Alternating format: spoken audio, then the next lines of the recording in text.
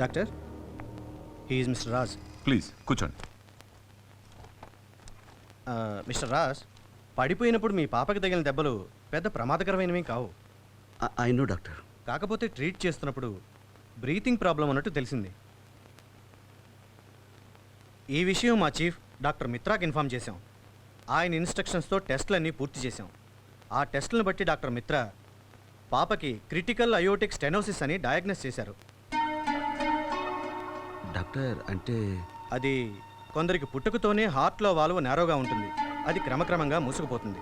పూర్తిగా మూసుకుపోవడంతో బిడ్డ condition serious అయి ప్రాణాలు. Doctor, I'm Raj Kumar. My Mrs Shanti. మా పాప అక్షయ రిపోర్ట్స్ వేరే వాళ్ళ రిపోర్ట్స్తో కలిసి మిస్ప్లేస్ అయి ఉండొచ్చు. You better check once again. అలాంటి పొరపాట్లు ఏం జరగలేదు మిస్టర్ రాజ్. మీ పాప కండిషన్ చాలా serious. Then you people are lying.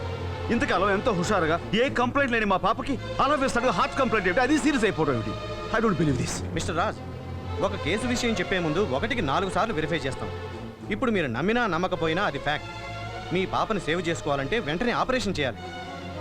I know this. మీరు ఈ మాట అంటారో నాకు తెలుసు. పెద్ద పెద్ద ఆసుపత్రులు కట్టించేసి కాస్ట్లీ ఎక్విప్మెంట్స్ తెప్పించేసి పేషెంట్స్ దగ్గర ఉన్నవి లేని చెప్పి వాళ్ళ భయపడి డబ్బు గుంజేయడం మీకు వ్యాపారం అయిపోయింది. మీకు డబ్బే కావాల్సి వస్తే కనుక వేరే వాళ్ళు చూసుకోండి. But my baby is hale and healthy. తను తీసుకుని ఇప్పుడే వెళ్ళిపోతాను. రాశాంతి. మిస్టర్ రాజ్, మీ పాపను తీసుకుని మీరు వెళ్ళొచ్చు. కానీ వారం రోజులు పోయాక ప్రాణం పోయే పాపతో మాత్రం పరిగెత్తుకు రావద్దు. How dare you talk like that? వారం తిరిగేసరికల్లా నా పాప ప్రాణాలు. డాక్టర్ని కనుక చెప్తున్నాను. మిస్టర్ రాజ్, ఎవరో కొందరు డాక్టర్లు ప్రాణాలతో వ్యాపారం చేశారని, డబ్బు పేరుతో భయపెట్టి డబ్బు సంపాదించారని మొత్తం డాక్టర్లనే మీరు తప్పు పట్టి నిందించడం కరెక్ట్ కాదు. మీ పాపకి తగిలిన దెబ్బలకి ఏ ఆయింట్మెంటో రాసి పంపించేస్తుండేవాళ్ళం. కానీ మీ పాప పరిస్థితి చూసి అనుమానం వచ్చి టెస్టులు చేసి నిజం ఎందుకు చెప్పామనుకుంటున్నారు? ఓ పసిబిడ్డ జీవితం మొగ్గలోనే రాలిపోకూడదని. అండర్స్టాండ్?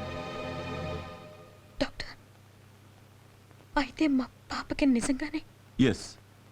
మనం భరించలేనంత మాత్రాన నిజం అబద్ధమైపోతమ్మా.